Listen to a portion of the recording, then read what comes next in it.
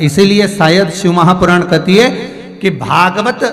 पितरों को तार देती है, पर शिव महापुराण पितर तो तारती ही है। साथ में जो अधोगति में मर गए, गर्भावस्था से बाहर निकलने के बाद या गर्भावस्था के अंतर्गत 4 महीने का गर्भ ठहरने के बाद जो बालक या बच्चा जो अंदर की अंदर शांत हो जाता है या प्रविष्ट होकर कुंवारी अवस्था में भी चले जाता है, वो आहूत शंकर की कथा से ही तर सकता है। शिव के द्वारा ही उसको मुक्ति मिल सकती है, मोक्ष मिल सकता है। पितर अपना भाग ग्रहण कर लेते हैं,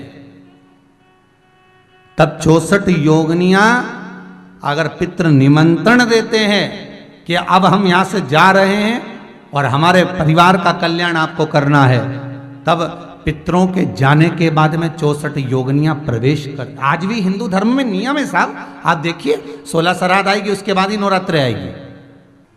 अब कोई कोई ऐसा होता है, बहुत ध्यान देंगे, कथा थोड़ी सी गहन है और थोड़ी सी आपको समझ में आ जाए, थोड़ी टफ तो लगेगी, परंतु शिव महापुराण आज की जो आप सुन लेंगे तो जीवन कई कई के शरीर में, तो किसी किसी को शरीर में माता जी भी आ जाती है और किसी किसी को शरीर में पितर भी आ जाते हैं। अब लोग कहते हैं इनको पितर भी आते हैं और देवी भी आती है, तो बड़ी आश्चर्य की बात होती है कि शिव महापुराण कर रही है, शंकर की कथा कर रही है कि अगर पितर जिस जगह पर निवास कर रहे हैं कि उस स्थान पर देवी प्रवेश नहीं कर सकती, तो फिर कैसे कह सकते हैं कि इनको पितर भी आ रहे हैं, अर्थात कोई पूर्वज चले गए वो भी शरीर में आ रहे हैं और साथ में देवी देवता भी आ रहे हैं। तो अब ये आश्चर्य की बात पड़ जाती है। तो ये मन में आता है कि फिर ये चीज तो शिव पुराण में अगर लिख दिया कि जहां पितर हैं वहां 64 योगनियां नहीं है, वहां 64 योगनियां नहीं, और जहां पर 64 योगनियां है वहां पितर नहीं है, पितर नहीं है।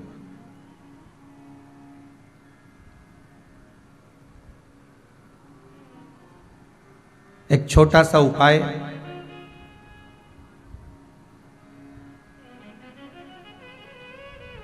अवश्य करिएगा।